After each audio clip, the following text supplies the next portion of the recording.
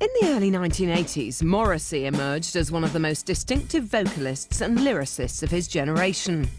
With his band, The Smiths, he rose to prominence as a genuine phenomenon. From the start of his career, Morrissey had set his sights on becoming an idol. One of the cleverest things Stephen did was, from the very beginning of The Smiths, he behaved like a big-time Charlie Potato, like a rock star. He behaved, even when he was nobody and just signed to Rough Trade, he was behaving like the big rock star. As the Smiths progressed, it became clear that Morrissey not only had a unique voice, but a unique vision of England, and the quality of his lyricism was unparalleled in modern pop music. Lyrically, there's no one better. I mean, you know, the lyric content to every song is startling most times.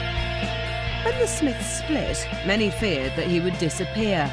Yet his distinctiveness and his genius persisted, and his astonishing solo career has spanned 3 decades.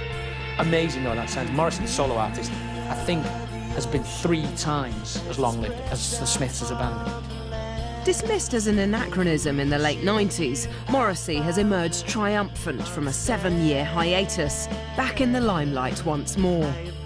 This is the story of Morrissey's solo career, from the split with Johnny Marr to the staggering success of You Are the Quarry, the story of a very English pop icon.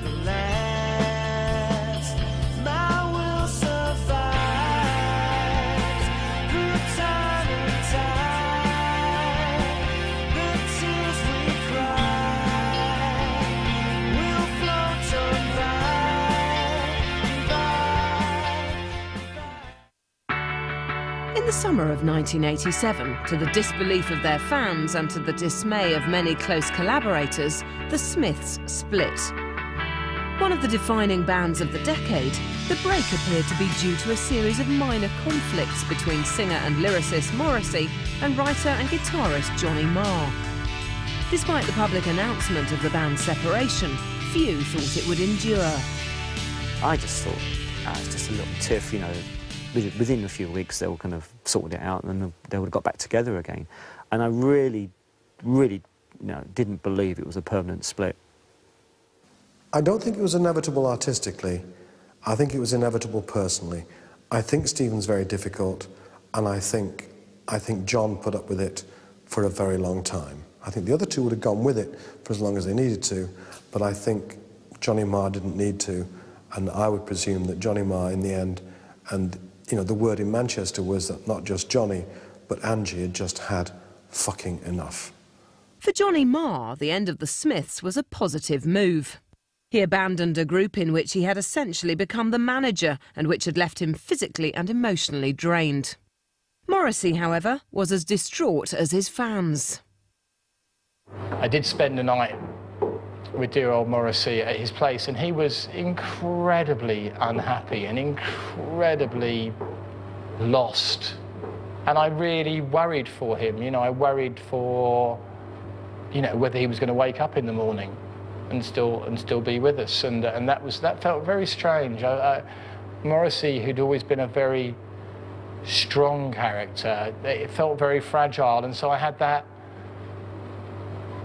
strange thing, whereas Johnny and Morrissey had always been a unit, and suddenly there was Johnny, who was kind of not elated, but free, and Morrissey, who was very, very unhappy about the situation. And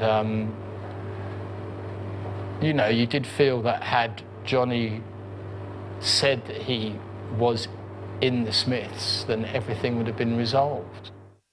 There was to be no reconciliation, and in Marr's absence, Morrissey was forced to carefully consider not only the Smiths' future, but also his own. When Johnny first left, the idea was, as far as Morrissey was concerned, was to keep going. I think he thought he could keep going at least for a while until Johnny came to his senses, perhaps, and rejoined the band. We tried this session with a guy called Ivor Perry, who was a guitar player from a band called Easterhouse at the time. But it was a nightmare, it didn't really work at all. I certainly didn't get on very well with the guy. Mike and Andy didn't really kind of click with him. It was obvious it wasn't going to work. We had a weekend session on a Saturday and a Sunday. The Sunday morning, I got a phone call from Andy saying, "Oh, don't bother going in. Morrissey's gone back to Manchester." You know, it wasn't going to work. So that's when I sent off my cassette of songs from Morrissey to work with, because there was nothing in the can after Strange Ways Here We Come. There was nothing left. You know, it was the barrel was empty, as it were. And I knew there were going to be singles from the album released, at least 2 more singles or something. So my idea was, look, here's some songs, you know, if you want to use them as B-sides for the next singles, please feel free to, please, don't, I feel a bit presumptuous doing this, but I felt I had to do something. I thought, I might as well kind of throw my hat into the ring, as it were. Of course, the next thing I hear is a postcard from him saying, "Stephen, I want to make a solo record. I love the things you've sent me. Are you interested?" I was like, wow. This was waiting on my doorstep, and after I got back from my honeymoon, I got married August of that year. And I was like, this is fantastic. So it was mid-August that I actually first had my meeting with him, when we sat down and discussed about making what turned out to be Viva Hate. And one of the first things, I asked him, I said, "Do you want Mike and Andy to be involved?" And he said, "No, this has got to be my solo record. Have you got any ideas who we can work with?" And that's when I came up with the idea of working with Vinnie Riley and Andrew Morrissey, who are the 2 musicians that I got involved on that first album. Well, when Stephen Street took over, in essence, from Marr, I think you have to remember that what he was up against was Johnny Marr, one of the greatest songwriters of the 80s, if not a longer period. So he certainly had his work cut out, but I think what he did, he didn't try anything too brash, he didn't try anything too reckless or away from what the Smiths were doing. In essence, it was Smith's Mark II, although I'm sure he'd be loath to admit that, and I'm sure Morrissey would as well. But there's no getting away from a voice like Morrissey's, which is basically the Smiths is Morrissey's voice, or Marr's writing. So you've got one of those components still there. You're not going to make it suddenly sound anything different. And Morrissey probably didn't want it to sound any different. He was on a winning streak. He had the Smiths, he had his voice, he had his lyricism.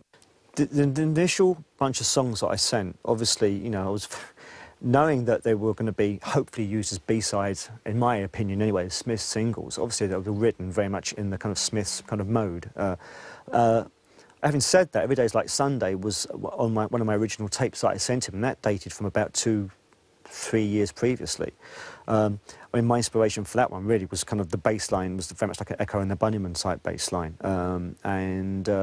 So I sent him a whole hodgepodge of songs, but obviously there were some, like Suede Head, where I kind of wrote distinctly trying to fit the mould, as it were, of the Smiths. Why not? I mean, obviously, it's no point putting out a reggae album with Morrissey singing on it. No one's going to, it's not going to work. So, the case was, yeah, obviously I was writing to try and follow as much as I could in the footsteps of the kind of material that Johnny provided for him. Having said that, halfway through the album, Morrissey would say, "Well, I'd like a song to be a bit like this or a bit like that." I remember him saying he wanted a song that was a bit like a Joni Mitchell type song, sort of very long, rambling, acoustic kind of chord sequencer. And I went away and I wrote what became like Late Night Maudlin Street, which was distinctly different from anything that the Smiths had done. So, it basically